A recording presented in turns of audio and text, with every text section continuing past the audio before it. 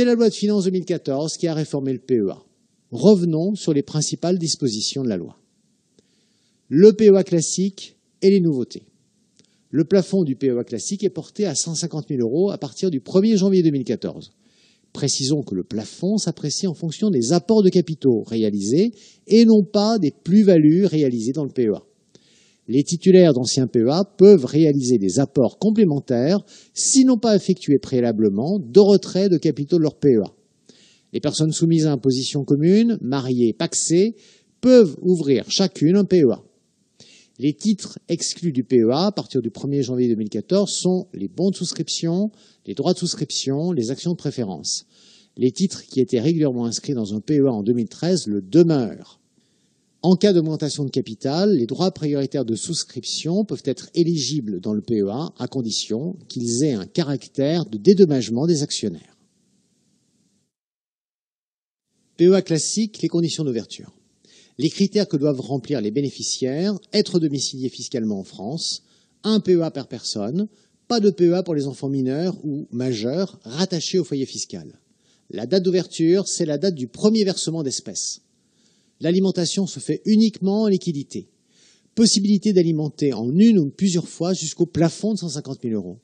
Titre autorisé, les actions des sociétés dont le siège social est établi dans un État membre de l'Union européenne, plus Islande, Norvège ou Liechtenstein.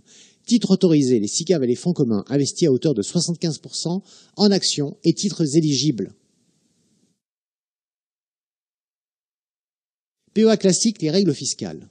Le taux d'imposition des gains de cession en cas de retrait, avant 2 ans, impôt à 22,50%, plus prélèvements sociaux de 15,50%.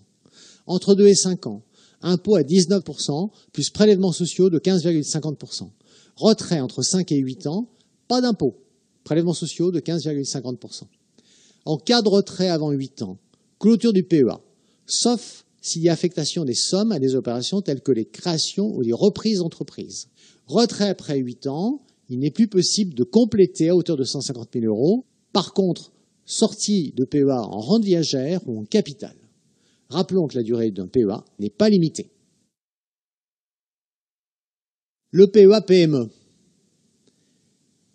Créé à partir du 1er janvier 2014, il est destiné à financer les PME et les entreprises de taille intermédiaire. Son plafond est de 75 000 €.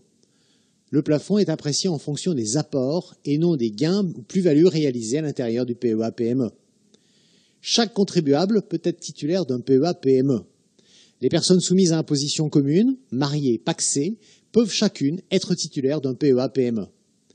Le PEA PME est cumulable avec un PEA classique, soit un plafond de 225 000 €.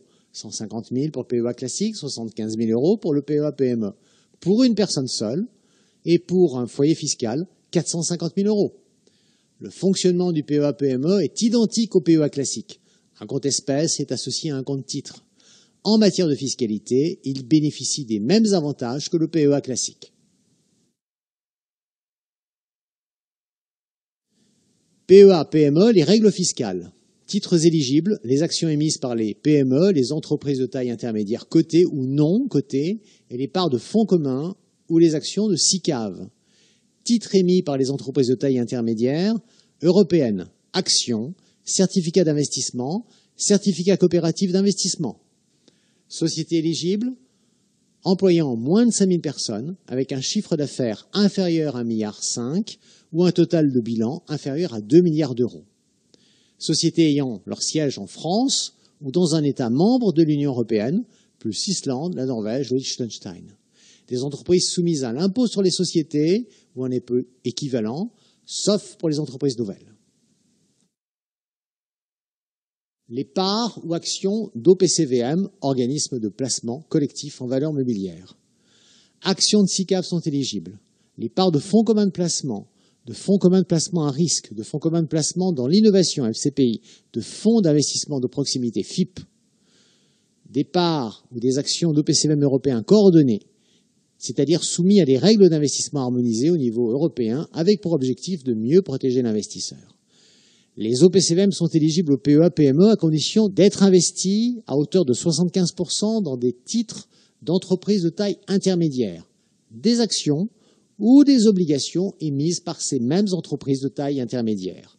Titres exclus, les titres ayant fait bénéficier d'une réduction d'impôt sur le revenu ou d'ISF, les participations supérieures à 25%, les bons de souscription, les droits de souscription et les actions de préférence.